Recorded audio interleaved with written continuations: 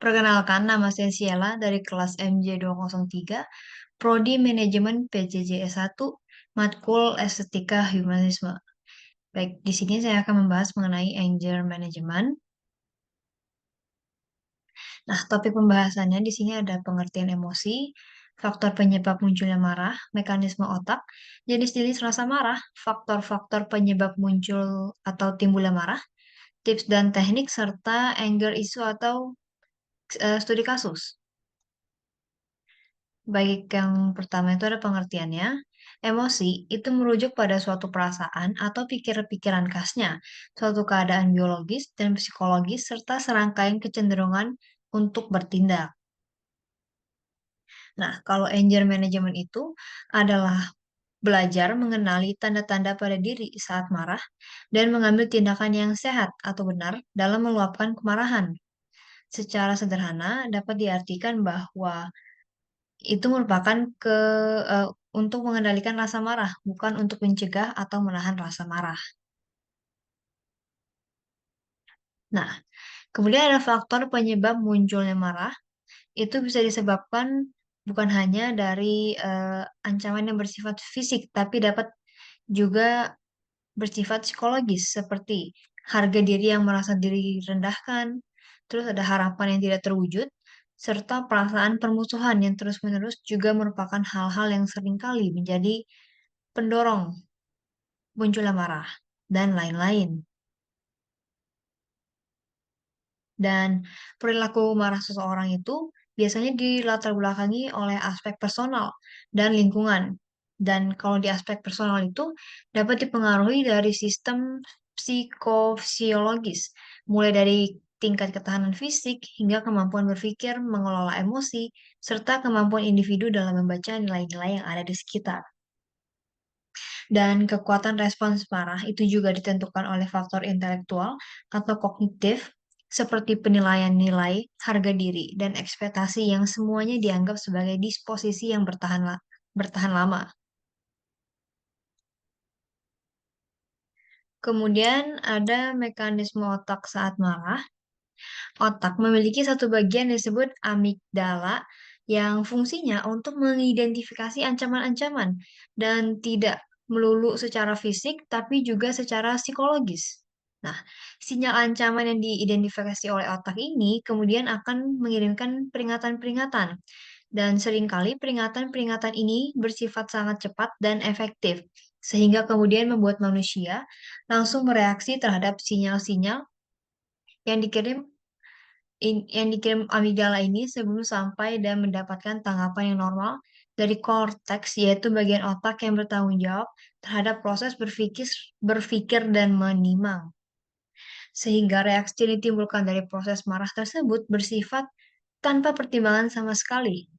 Dengan kata lain, otak memiliki saluran yang sangat cepat untuk bereaksi tanpa adanya pertimbangan-pertimbangan dahulu.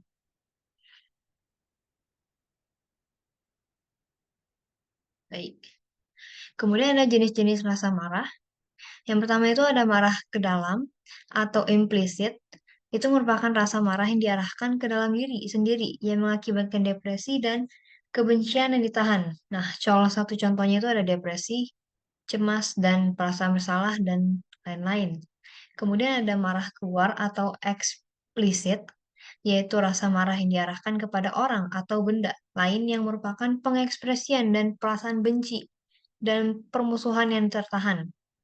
Contohnya itu bisa kayak provokasi, perasaan ketidakadilan dan kerugian, serta lain-lain. Kemudian ada faktor penyebab timbulnya marah. Menurut Houghton, menjelaskan bahwa perasaan manusia menurut modalitasnya terbagi menjadi tiga, yaitu ada suasana hati, perasaan itu sendiri, dan emosi. Kemudian menurut Duffy, mengungkapkan bahwa marah adalah suatu yang sangat normal dan merupakan perasaan yang sehat.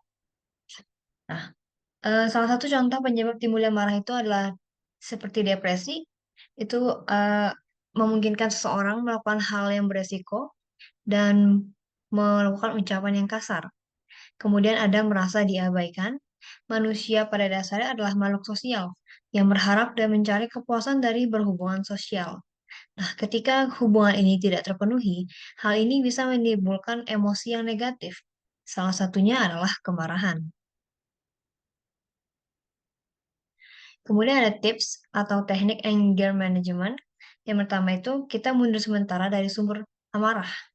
Contohnya seperti kita berhitung 1 sampai 10 atau berjalan sejenak untuk mendinginkan pikiran. Kemudian ada meluapkan rasa marah dengan tepat.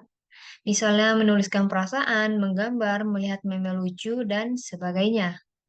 Kemudian ada setelah tenang, kita komunikasikan dengan kepala dingin. Yang artinya kita menyampaikan secara jelas apa penyebab kita marah tanpa menyalahkan diri sendiri dan orang lain. Kemudian ada melakukan metode time out. Kita bisa cari tempat yang tenang, lalu duduk dengan tegap dan nyaman. Setelahnya kita dapat melakukan teknik pernapasan yang dalam. Kemudian kita bisa melakukan kegiatan lain untuk mengendalikan rasa marah. Dan jika sumbernya masalah bukan dari orang lain, maka dapat mengalihkan dengan kegiatan olahraga. Misalnya seperti lari. Kemudian kita bisa melakukan konsultasi kepada psikolog dan jangan ragu untuk meminta bantuan profesional seperti ahli kejiwaan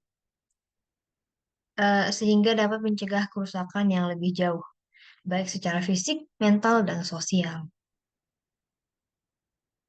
Nah, ini salah satu contohnya. Eh, Caranya itu kita bisa berjalan tadi, menghindari permasalahan, bicara kepada orang, mengidentifikasi permasalahan dan tanda-tanda tanda-tandanya, kemudian kita bisa mencoba bernafas. Selanjutnya, ini ada contoh studi kasus. Kevin merupakan seorang pegawai di salah satu perusahaan. Dirinya merasa tidak dihargai dan menyebabkan ia mengalami stres karena beban kerja dan lingkungannya yang berat. Dan kemudian ia menerima email kritis dari manajernya. Kemudian Kevin, ini salah, ada sedikit typo, dia merespon dengan marah dan terhindar dan merasa terhina, yang menyebabkan hubungannya dengan manajer menjadi sangat buruk. Dan untuk mengatasi permasalahannya, ia mencari bantuan dengan melakukan terapi kognitif perilaku. Ia belajar beberapa tips penting untuk mengelola kemarahannya, seperti belajar teknik relaksasi, mengelola pikiran negatif, komunikasi asertif, dan manajemen stres. Kemudian hasilnya, dia hasil setelah ia menjalani terapi, ia menjadi lebih mampu mengendalikan emosi kemarahannya.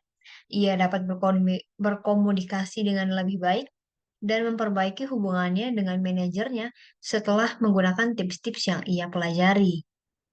Dan ini contoh studi kasus yang menggambarkan bahwa anger management itu sangat penting. Baik, selanjutnya, ini ada referensi pernyataan orisinal dan baik sekian dari saya ucapkan terima kasih.